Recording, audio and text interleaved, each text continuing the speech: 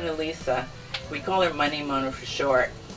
And the top is an American flag that's made out of red Swarovski crystal, big bulbous pearls, emerald cut Swarovski crystals, rivolis, all different kinds of pearls.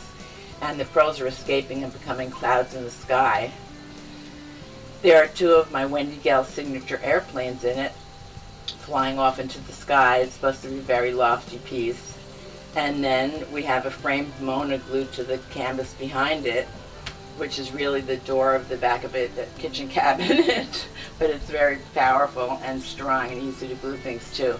Anyway, there's Mona with this frog is serenading her, sitting on a bunch of jewels, and there's two angels on the side, and Jessica Rabbit from Who Framed Roger Rabbit is on her other shoulder.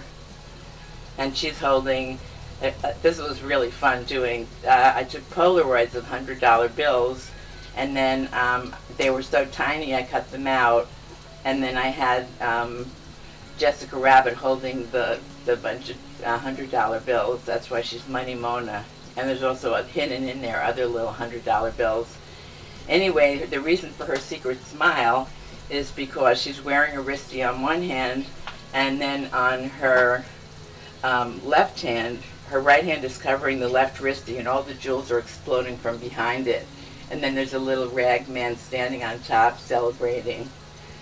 And then we go down to below the frame. Oh, it's signed Wendy Gell.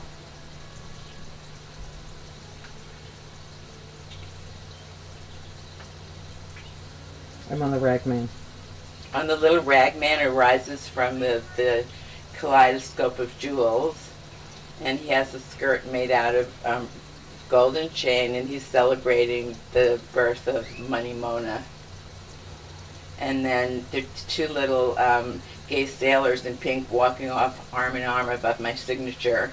It says Wendy Gell in rhinestones. And you can see all the stones falling from between her fingers. I just love that. When my music business partner got married and moved to LA, I needed to find a new way to make a living. And I didn't know what to do, but I knew that I didn't want to work for anyone, and I needed to do something that was creative and fun. So I started driving a cab, because at least I didn't have a boss, and it was fun, and I would ride the streets of New York looking for the next fare. And one time somebody came in my cab who had actually sung one of my songs, just like that Harry Chapin song. And her name was Robin Lamont, and she sang one of my songs, and we had a laugh about that.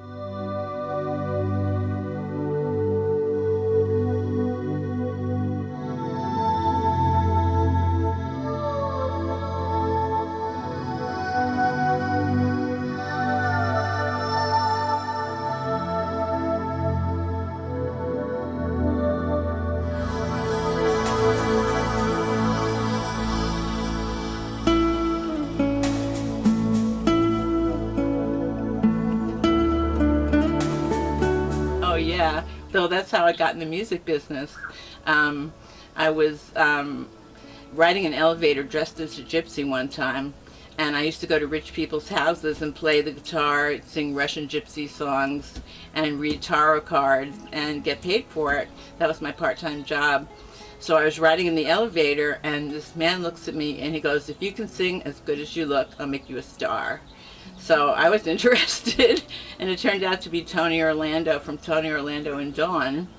And so he came over. I was staying with my parents at the time in New Jersey, and he came up to our apartment, and he heard my music, and he thought the lyrics were great, but the music was pretty much all the same song. So he set me up with it with a music writer named Vicki Gelman, and we were Gell and Gelman.